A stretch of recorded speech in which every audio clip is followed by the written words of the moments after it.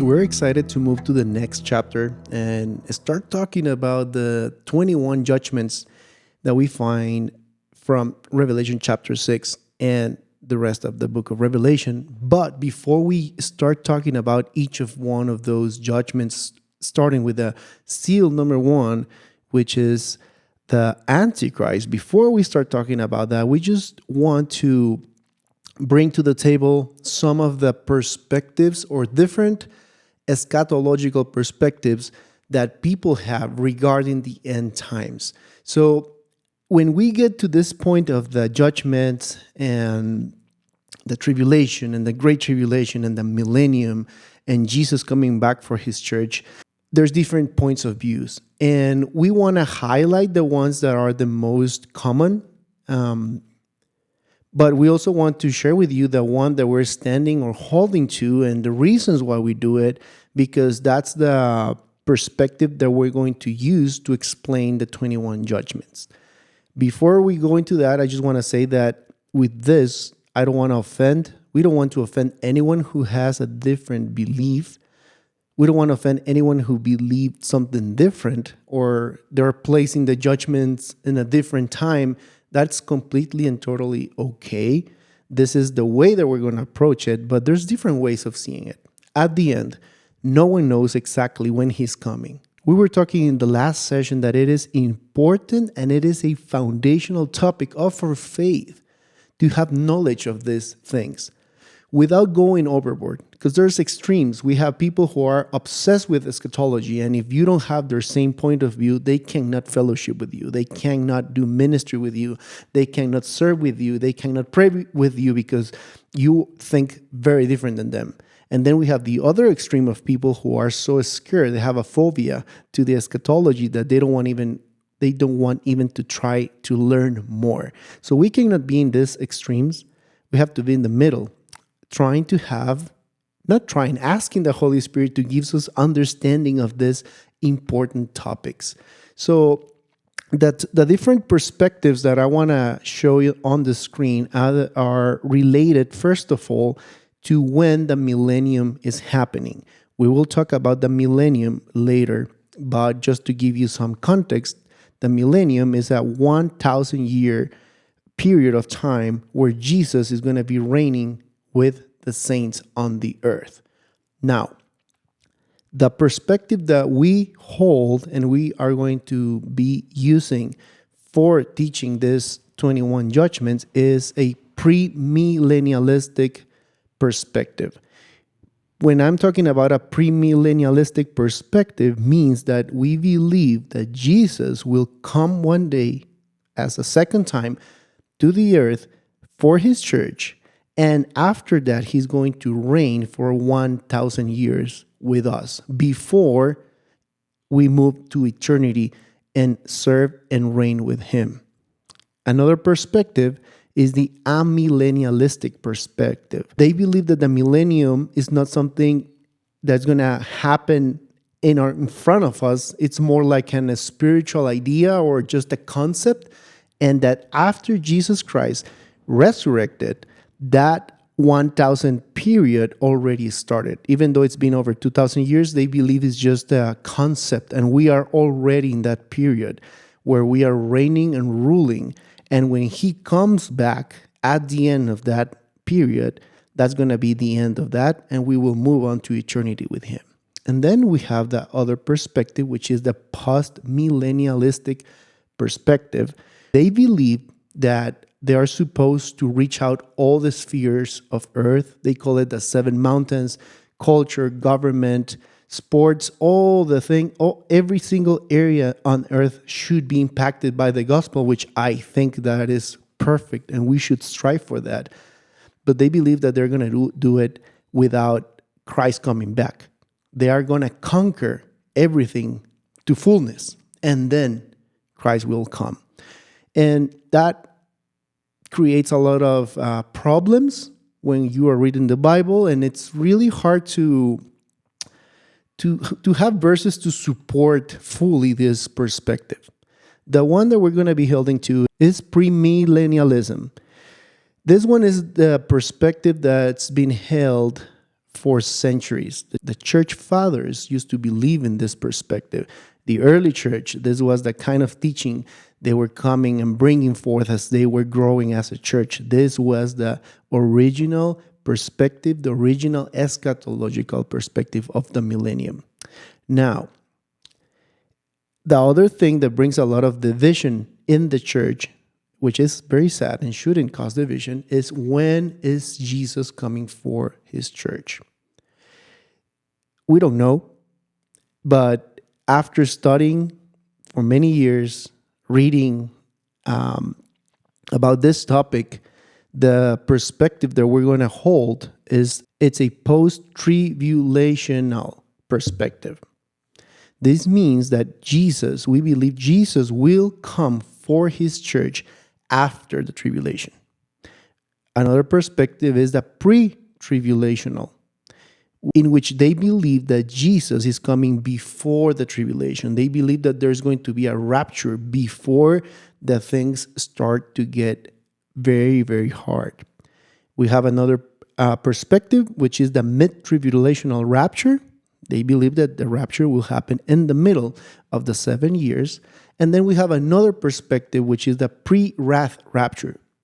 And what they believe is that Jesus will come for his church before the wrath of God is poured out on earth. The one that we are going to use is a mix of post-tribulational, and pre-wrath rapture, because they are pretty much the same. They're very, very similar. We are going to explain it as we go through the sessions. And the reason is that believing that Jesus is coming before the tribulation, it's very dangerous.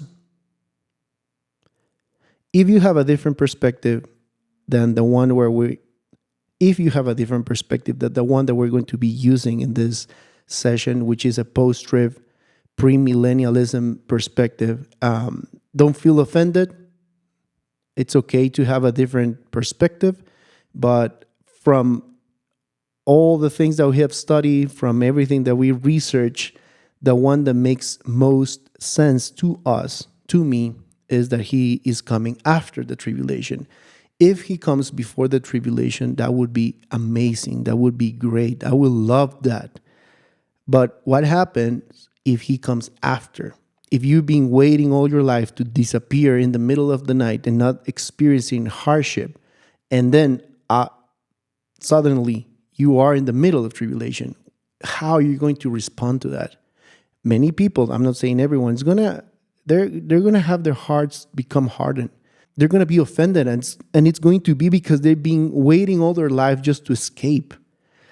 And the perspective that we are going to be using, it's called apostolic premillennialism. That means that what the apostles, the early church fathers were comfortable with, they were familiar with, was this perspective, and that's the one that we're going to be using. So we're not using the pre-trib because that one has more potential from a pastoral point of view to damage people. How? Because if I'm teaching people that they're going to disappear before things get hard on the earth, and Jesus comes after, the persons who were waiting to just be gone from the earth, they're going to be offended. They're not going to like it. I'm not saying that everyone, but it's going to be a hard reality. I think that we're supposed to prepare ourselves to see the Antichrist and see the beginning of the birth pains happen and get ourselves ready. Train our kids.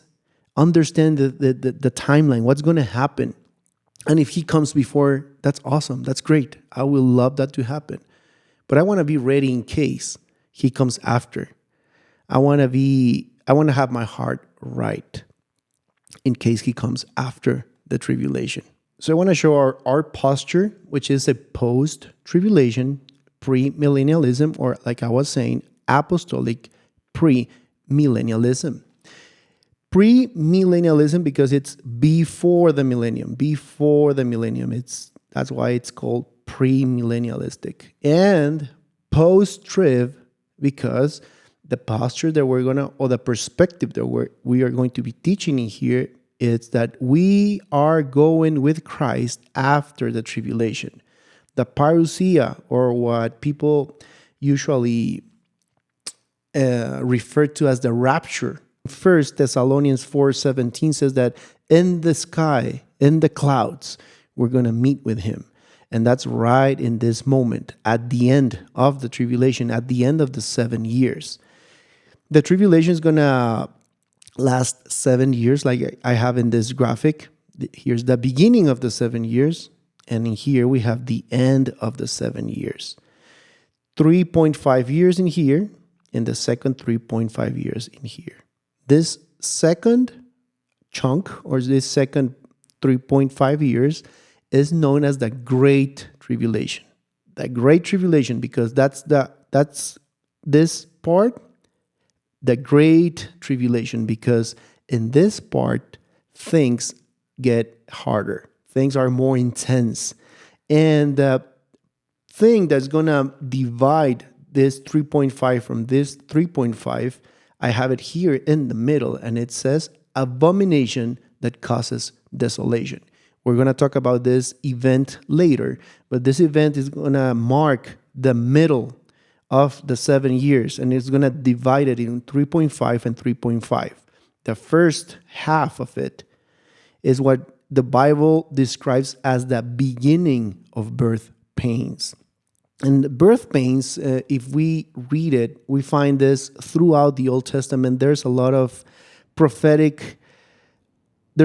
prophecies talking about this. For example, Isaiah 66 verse 7 says, before the birth pains even begin, Jerusalem gives birth to a son.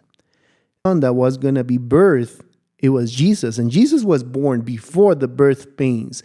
The birth pains are about to start. We are getting closer to the birth pains. In this case, in the end times, when Jesus is talking about the birth pains, where we find it in Matthew 24, verse 8 says, but all of these things are only the beginning of pains, the beginning of pains, the beginning of something that's going to lead to something great. So the birth pains, if we go back to our graphic, the birth pains that start here, the beginning of birth pains, are going to lead to a harder season. And the hard season is going to take us to the delivery, to the thing that we desire, the return of Jesus for his church. That's going to happen in this period of time. So let's move on to our graphic. And I want to just talk about the seals. We're going to be talking about each of these seals starting on the next session, but I've just laid them down in here, and we're going to understand why we are placing the seals like this. Some people put the seals starting all in here in the second part, but we're going to go through some verses and understand why we're placing the first 3 seals of judgment in here, in the beginning of birth pains. So let's make a close-up to these 3 seals. And according to Matthew 24, let's read Matthew 24, verse 4 through 8. And says, Jesus replied to them, watch out that no one deceives you. For many will come in my name, saying, I am the Messiah, and they will deceive many. So this, just in here, the first verse, verse 5 says, for many will come in my name, saying, I am the Messiah. A false Christ, a false Messiah. When we go to chapter 6 and we start reading the different seals, we will see that the first seal is a white horse pretending to be Jesus. This is not Jesus. Next week, in the next session, we will understand why this white horse is not Jesus. It is the Antichrist. Like Matthew 24 is saying, it's a Messiah, a false Messiah. Like Matthew 24 saying is, like Matthew 24 verse 5 says, that they will come in my name saying, I am the Messiah, and they will deceive many. The white horse is the Antichrist. It's a false teacher, someone pretending to be Jesus. And that's why we're setting this first seal in this part of the timeline, in the beginning of birth pains. In a moment, we're going to explain why are we saying that this is the beginning of birth pains. If we could read in verse 6, it says, "You are going to hear of wars and rumors of wars. See that you are not alarmed, because these things must take place, but the end is not yet. For nation will raise against nation and kingdom against kingdom." So the second thing that Jesus is telling their disciples that's going to happen before the coming of Christ, Jesus is telling them, this is the beginning of birth pains. This is how everything is going to start. Someone's going to come saying, "I am the Christ." People's going to start saying, "I am the Messiah." After that, you're going to hear of wars and rumors of wars, and nations are going to start fighting nations. I think we are already seeing a lot of this. The second seal, the red horse. When we study the second seal, the red horse, we are going to see that it is a representation of war, slaughter, bloodshed. Jesus was very, very clear with this. That's why I am placing the second seal right here. Still beginning of the birth pains. Now we're going to read the rest of verse 7. It says, "There will be famine and earthquakes in various places." Third horse, the black horse, third seal. We're going to study it later, and we'll see that it is about famine. It is about famine and death. Third seal. And now let's read the rest of Matthew 24, verse 8. Jesus says, "All these events, the three events that we just mentioned right now, are the beginning of labor pains." That's why we're placing them right here in the beginning of labor pains. And we're going to go through all the seals. For example, seal number 5. If I zoom out, you'll see that I placed the number 4 and number 5 after the abomination that causes desolation, because Matthew 24:9 says, "Then they will hand you over to be persecuted, and they will kill you. You will be hated by all nations because of my name." This fifth seal is talking about the martyrs, and they're going to kill the people of God. They're going to kill the saints if they do not pledge their allegiance to the Antichrist. So martyrs are after the abomination of desolation. When we study the abomination that causes desolation, you're going to understand this a little bit better.